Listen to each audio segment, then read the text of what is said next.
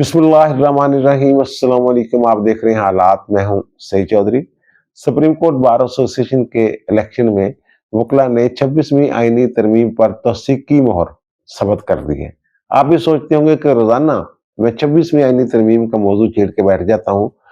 भाई मेरा मसला यह है कि जो हुकूमती हल्के हैं वहां जब बात की जाती है तो वहां एक हैजानी सी कैफियत है, बेयकीनी की सूरत हाल है। और आप ये भी कह सकते हैं कि मौजूदा चीफ जस्टिस याहिया अफरीदी के हवाले से और फिर अदलिया में जो बैठे हुए काले पून है, जो खुद कहते हैं काले पून है, उनके हवाले से कुछ तहफात हैं। ये तहफात कब तक दूर हो जाएंगे? बेयकीनी की सूरत हाल से हुकूमत कब निकलेगी? और फिर हुकूमत अदालती असलाहत का कोई नया पैकेज जो है वो भी ला रही है। वो क्या पैकेज है, इस पर बात करेंगे। और फिर बुशरा बेगम पेशावर में बैठी हुई है जनाब आज़ादी के साथ, क्या वो किसी डील के तहत रिहा हुई है? इसमें अलीमीन गंडापुर का क्या किरदार है?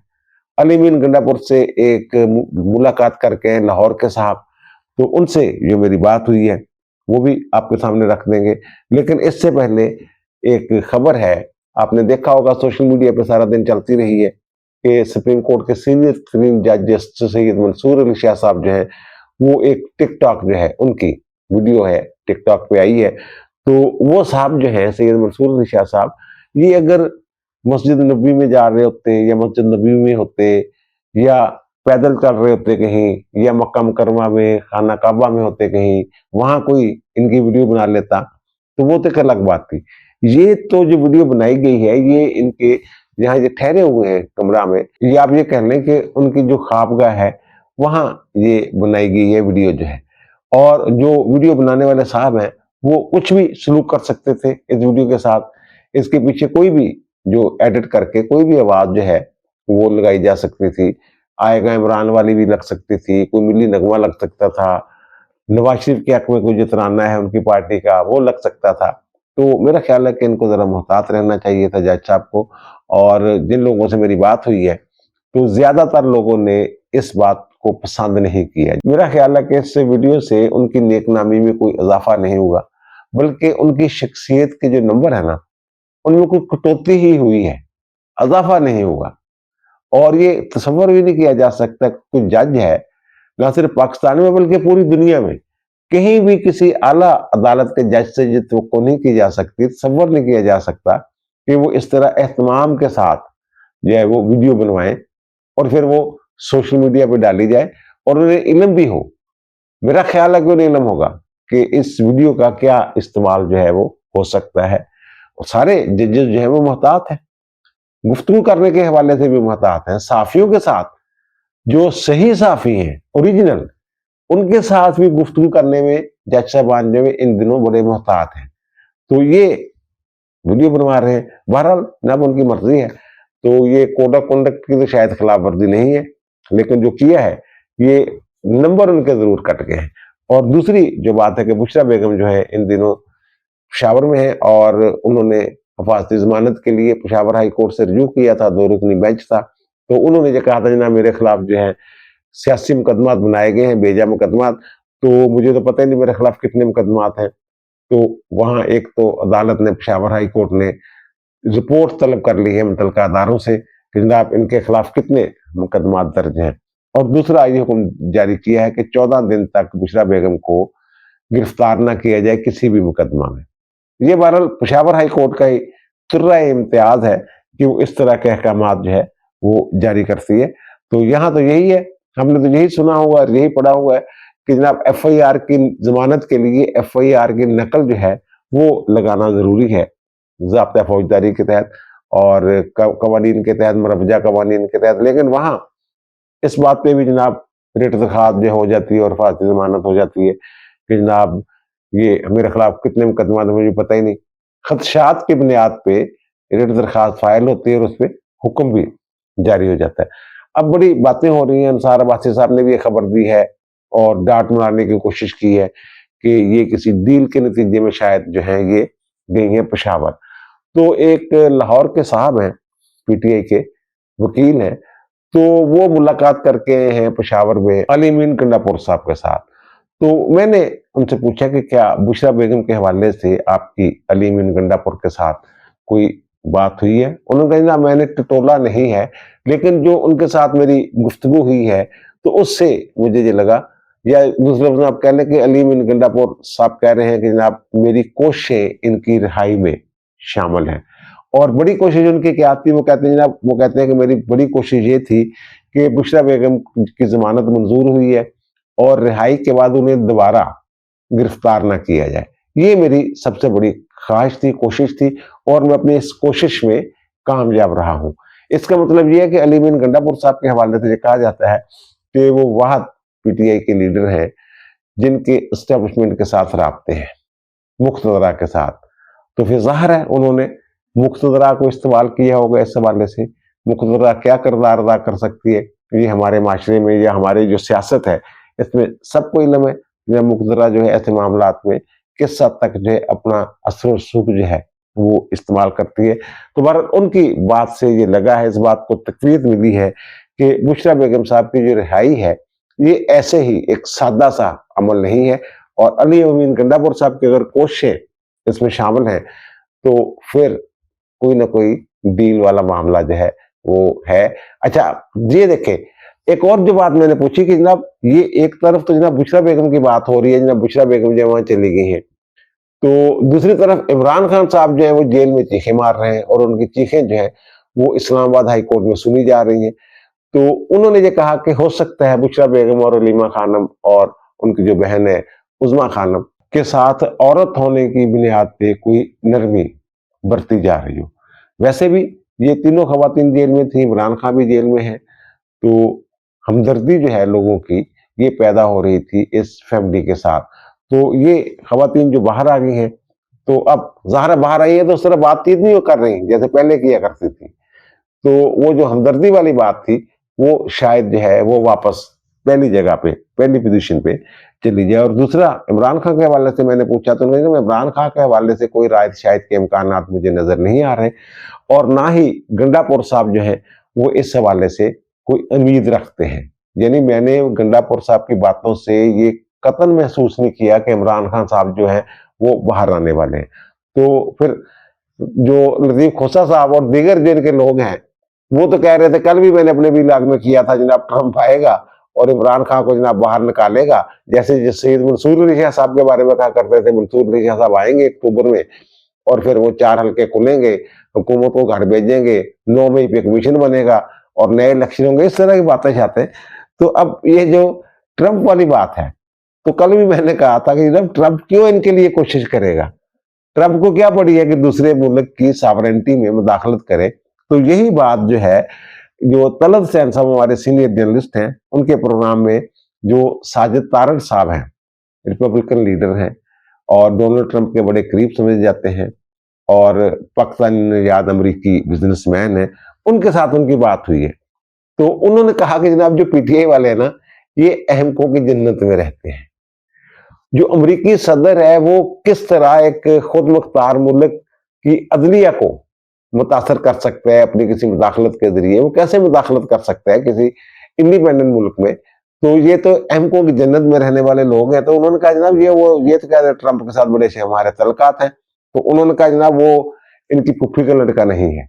यानी उन्होंने जो उम्मीद बांध के बैठे हुए थे ट्रंप साहब से, तो ये साजिद तारड़ साहब ने वो उम्मीद जो है वो भी तोड़ दी है। और इमरान खान साहब जो मैं कह रहा हूँ कि जेल से उनकी चीखें जो हैं वो सुनाई दे रही हैं इस्लामाबाद हाई कोर्ट में। तो अब उस तरह की मुलाकातें खुल गई हैं, लेकिन मुलाकातों के बाद उस तरह की जो प्रेस कॉन्फ्रेंसें और इस तरह का जो मामला था, वो शायद कहीं कोई चीज़ तय हो गई है कि जनाब मुलाकातें खोल देते हैं, लेकिन इसको जनाब आपने सियासी मकासद के लिए इस्तेमाल नहीं करना वगैरह-वगैरह। तो अब फिर उन्होंने अपना जो उनका ट्विटर अकाउंट है ऑफिशियल इमरान खान का, अब चला कोई और रहा है, लेकिन जो भी हो रहा है इमरान खान साहब उसको ऑन करते हैं। तो उसमें उन्होंने कहा है कि ना मुझे जिस तरह पिंजरे में बंद रखकर ज़हनी अज़ियत दी गई, ये बहुत नीच और अफ़सोसनाक हरकत है और जानवरों से बदतर सलूक किया गया मेरे साथ। सेल में बिजली 5 दिन बंद रखी गई, सेल में गोपन अंधेरा रखा गया, 10 दिन तक सेल से बाहर नहीं निकलने दिया गया, कई हफ्ते तक मेरे डॉक्टर्स, फैमिली और वुकला को मिलने पर पाबंदी लगाई गई। ये सख्ती और टार्चर मुझे तोड़ने के लिए किया जा रहा है। तो एक तरफ वो कह रहे हैं मुझे तोड़ने के लिए मेरे ऊपर टॉर्चर किया जा रहा है, दूसरी तरफ जो पीटीआई के हामी सहाफी हैं और पीटीआई ही के लोग जो हैं वो ये कह रहे हैं कि जनाब उनकी मिन्नतें की जा रही हैं अंदर जेल में, लेकिन यहां तो मिन्नतों वाली कोई सूरत नजर ही नहीं आ रही। और उनकी जो बहन है नूरीन जरदारी साहबा, उन्होंने भी इस्लामाबाद हाई कोर्ट में एक दरखास्त दी हुई अपने भाई के लिए, जनाब बी क्लास मिली हुई थी, तो अब बी क्लास जो है वो खत्म कर दी गई है, सहूलतें वापस ले ली गई, बी क्लास तो शायद खत्म नहीं होगी। तो जनाब उनकी वो जो साइकिल थी जिसमें एक्सरसाइज करते थे वो भी ले ली गई है, अखबार भी नहीं मिलता, टीवी भी नहीं चलता, और वो जो टहलाई वगैरह होती है, बाहर वाकशा करनी होती है, वो भी नहीं होती, बंद रखा जाता है। इस तरह की चीजें उन्होंने बयान किए। तो उसमें जो इस्लामाबाद हाई कोर्ट है उसने रिपोर्ट तलब कर ली है मुतलका हकाम से। और मैं एक दफा फिर ये बता दूं, जो साहब से मेरी बात हुई है तो उन्होंने कहा जनाब जो बुशरा बेगम है उनकी जो रिहाई है वो किसी डील का नतीजा नजर आ रही है। पता नहीं इमरान खान को एतमाद में लिया गया है या नहीं लिया गया, बहरहाल गंडापुर साहब का उसमें किरदार है, और इमरान खान से डील और ढील की कोई प्लानिंग कहीं भी उनकी तरफ से नजर नहीं आ रही। और मैंने ये कहा कि जनाब ये तो कह रहे हैं जनाब हम ईंट से ईंट बजा देंगे। हामिद खान ने भी कहा कि 26वीं आईनी तरमीम के हवाले से जनाब ईंट से ईंट बजा देंगे, और गंडापुर साहब ने कहा पूरा मुल्क बंद कर देंगे, और सलमान अकरम राजा साहब कह रहे हैं कि 4 लाख लोग जो है वो निकले, 8-10 हजार से बात नहीं बन रही। पहले जो 8-10 हजार निकल भी रहे थे वो भी इन्होंने इतनी ज्यादा मरतबा काल दी है कि वो भी दिल बर्दाश्ता हो गए, वो भी नहीं निकल रहे, और इनको पैसे दे के लोगों को ले जाना पड़ता है। खवातीन को जेल से बाहर एक हल्का फुल्का मुजाहरा भी किया इन्होंने। बहरहाल वो अब ये वो फरमा रहे हैं कि जनाब ये आप कह रहे हैं कि जनाब ये बंद कर देंगे मुल्क, वो कह रहे हैं कि मैंने जो वहां महसूस किया है गुफ्तगू में, जो प्लानिंग उनकी मैंने देखी है, तो वो कहते हैं जनाब ये लाहौर इस्लामाबाद की तरह मुंह, पंजाब की तरह मुंह भी नहीं करेंगे। ये अजीब उन्होंने बात की। उन्होंने अब जो ये है ना एहतजाज जलसे वगैरह जो है ना ये करेंगे खैबर पख्तूनख्वा में। खैबर पख्तूनख्वा में इनकी हुकूमत है, सरकारी वसाइल भी इस्तेमाल कर सकते हैं। वो कह रहे हैं ना वहां पे ये करेंगे अब दिल से जुलूस, पंजाब में नहीं करेंगे, ना इस्लामाबाद की काल देंगे। तो अगर ये ऐसा है तो ये तो बड़ी अच्छी बात है। इसका मतलब है कोई ऐसी हो सकता है डील हुई हो गंडापुर साहब के साथ। गंडापुर के अलावा तो कोई बंदा नहीं इनके पास जो मजमा जो है जो लोगों को इकट्ठे कर सके, सरकारी वसाइल चाहे इस्तेमाल करें, पैसे दें, जो भी करें, वो लोगों को ले तो आते हैं ना। और उस दिन भी डी चौक तक तो पहुंच ही गए थे ना, थोड़ा सा पीछे रह गए थे 300 मीटर 200-300 मीटर, लेकिन जो उन्होंने कहा था डी चौक तक, वो डी चौक से थोड़ा पीछे एक चौक है वहां तक पहुंचे थे, लेकिन उसके बाद फिर केपी में चले गए थे। तो इस तरह की, और जो इंतशार है पार्टी के अंदर, हर बंदा जो 1.5 ईंट की मस्जिद बना के बैठा हुआ है, कोई बड़क मार रहा है, कोई बड़क मार रहा है, और कभी कोई तारीख दे रहा है, कोई और बात कर रहा है और कोई और बात कर रहा है। इस तरह की सूरत हाल है, यानी कि ये पंजाब और इस्लामाबाद की तरफ रुख नहीं करेंगे। हो सकता है यही डील का जो है वो एक नतीजा। और दूसरी जो मैं बात कर रहा हूं कि सुप्रीम कोर्ट बार एसोसिएशन के इलेक्शन में 26वीं आईनी तरमीम जो है इस पे मोहर तस्दीक सबत कर दी है वकला ने। ये 2 ग्रुप हैं वकला के जो इलेक्शन लड़ते हैं, पूरे पाकिस्तान में है जैसे 2 ग्रुप। एक इंडिपेंडेंट ग्रुप है जिसको आसमा जहांगीर ग्रुप भी कहा जाता है, और इसके रूरवा जो है वो मोहम्मद हसन बून साहब है, सुप्रीम कोर्ट बार के साबिक सदर और पाकिस्तान बार काउंसिल के मेंबर भी हैं, और आजमदीर तारड़ साहब, उनके साथ दीगर बहुत सारे लोग हैं। जाहिर है इसलिए तो एक बड़ा ग्रुप है।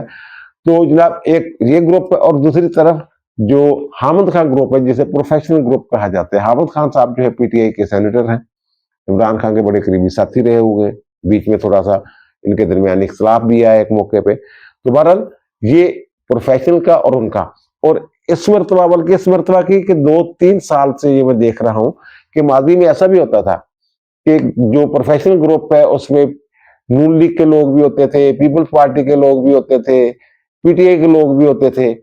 इस मरतबा मैंने महसूस किया, बल्कि मैंने अर्ज किया 2-3 साल से मैं महसूस कर रहा हूं कि जो प्रोफेशनल ग्रुप है ना वो पीटीआई का धड़ा जैसे होता है, वकला विंग, उस तरह की हैसियत जो है वो इख्तियार कर किया हुआ है।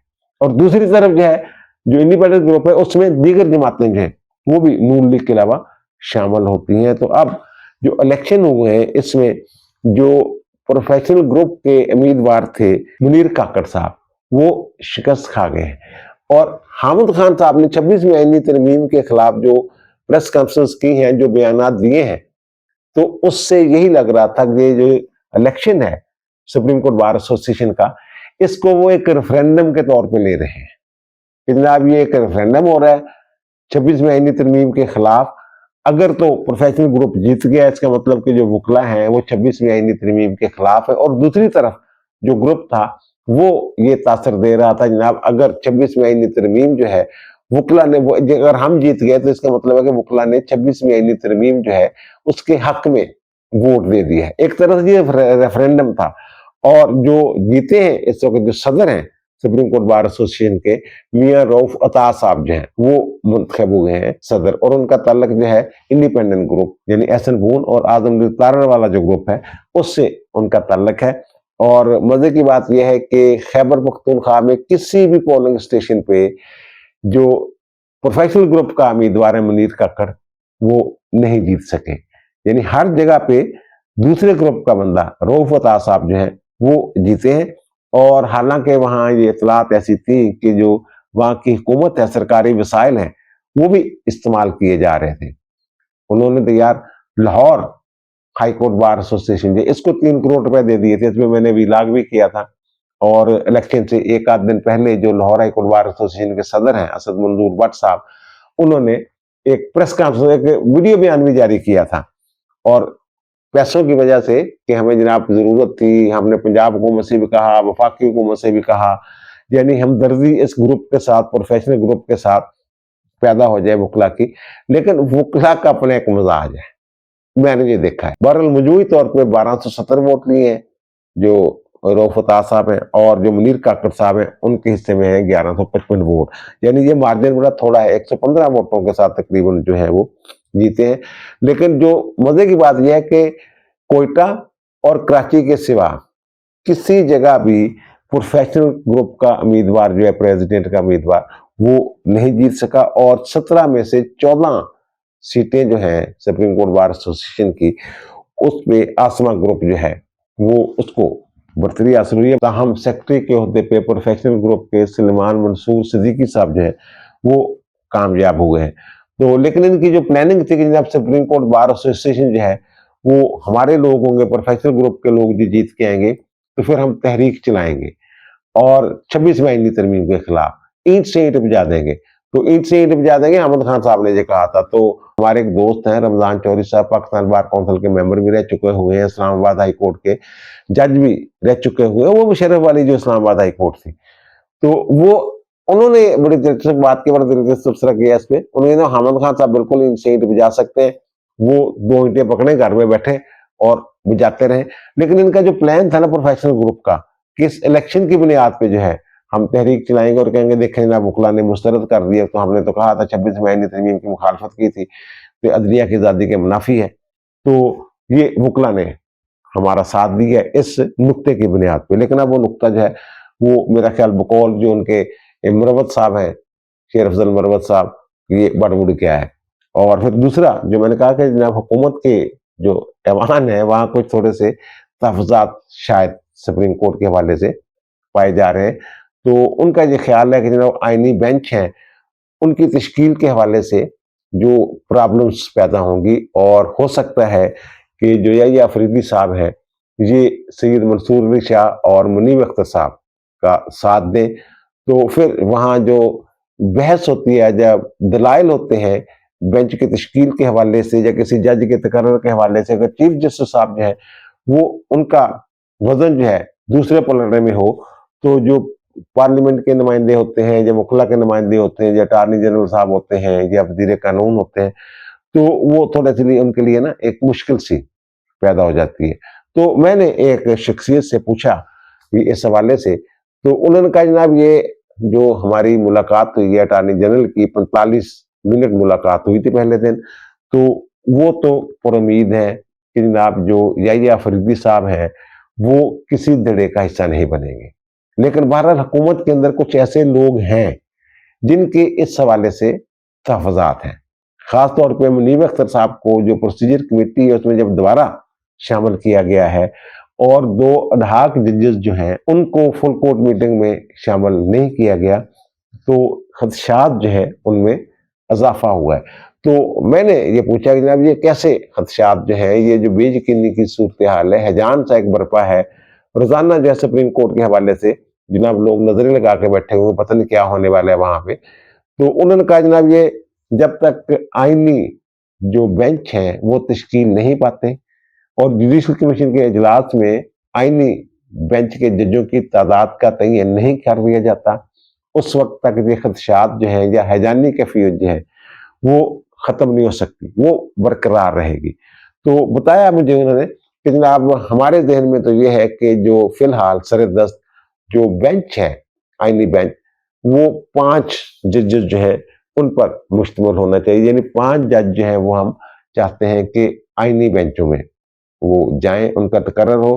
तो फिर इसीलिए वो जो तादाद है सुप्रीम कोर्ट के जजों की, आपको याद होगा कि मैंने कहा था कि जनाब सुप्रीम कोर्ट के जजों की तादाद में भी इजाफा होगा।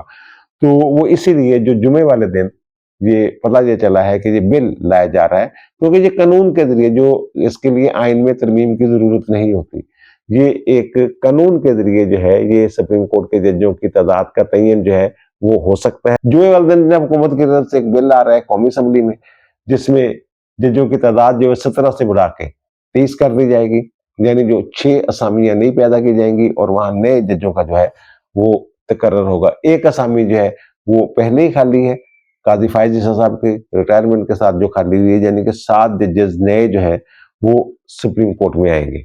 अब आप इसको कोर्ट पैकिंग प्रोग्राम समझ लीजिए, जो भी आप कह लें, ये बहरहाल ये हुकूमत की प्लानिंग है और ये आ रहा है। और दूसरा ये कि जो 27वीं आईनी तरमीम है, ये मैंने कहा था जिस दिन बिलावल भुट्टो जरदारी की मुलाकात हुई है लाहौर में वज़ीर आज़म के साथ, अपने वफद के साथ वो गए थे, तो उस दिन मैंने ये अर्ज किया था। उसके बाद जनाब इसकी जो है एजाज सादिक साहब ने कह दिया, आजमदीन तारड़ ने कह दिया, तारड़ साहब ने कह दिया, इस तरह की जनाब कोई ऐसी तरमीम नहीं आ रही। तो मैं अब भी अपनी खबर पे कायम हूँ कि 27वीं आईनी तरमीम आ रही है, लेकिन उससे पहले ये जो बेंचों वाला मामला है ये कहने को सीधा पदरा हो जाए कि उसके बाद 17वीं तरमीम वही आएगी जिसके मुंदरजात जो हैं वो उससे मिलते जुलते होंगे, जो मैंने अपने विलाग में उस दिन जिक्र किया था। और फिर supreme court practical procedure act के हवाले से कहा था वो वहां भी तरमीम आएगी, तो वो अब ये कंफर्म हो गया है कि वहां उसमें तरमीम के लिए भी बिल जो है वो लाया जा रहा है। और जो उसके अरकान है, चीफ जस्टिस, 2 सीनियर तरीन जज ये है ना, तो अब उसमें ये किया जा रहा है कि चीफ जस्टिस, सीनियर तरीन जज और जो आईनी बेंच होगा उसके जो सरबराह होंगे वो उस supreme court practical procedure committee का हिस्सा होंगे। ये है सारी सूरत और ये है हुकूमत के खदशात। और मेरा ख्याल है कि आइंदा चंद दिनों में सूरत हाल जो है वो वाज़ेह हो जाएगी। कल भी मैंने अर्ज किया था कि सुप्रीम कोर्ट की तरफ से हो सकता है कोई ताले आजमाई की प्लानिंग की जा रही हो, तो अगर ताले आजमाई की प्लानिंग की जा रही है तो इस हवाले से भी हुकूमत जो है वो बड़ी अलर्ट है। तो जो ज़ाहिर है वो कहते हैं ना पार्लियामेंट बैठी हुई है, तो हम पार्लियामेंट हैं, हम हुकूमत हैं, हम करना है, हम इंतजामिया हैं। तो अदलिया जो है, अब अदलिया को वैसे वो सहारे भी जो माजी में थे पीछे, वो सहारे भी मुयसर नहीं है। तो फिर वो कहते हैं ना ऐसी कोई प्लानिंग जो है ना अगर वहां से की जाती है तो वो कामयाब नहीं होगी। अब दीजिए मुझे इजाजत, इंशाअल्लाह दोबारा मुलाकात होगी नए भी इलाके के साथ। अल्लाह ताला आप पर, मुझ पर, हम सब पर मेहरबान रहे। अल्लाह हाफिज।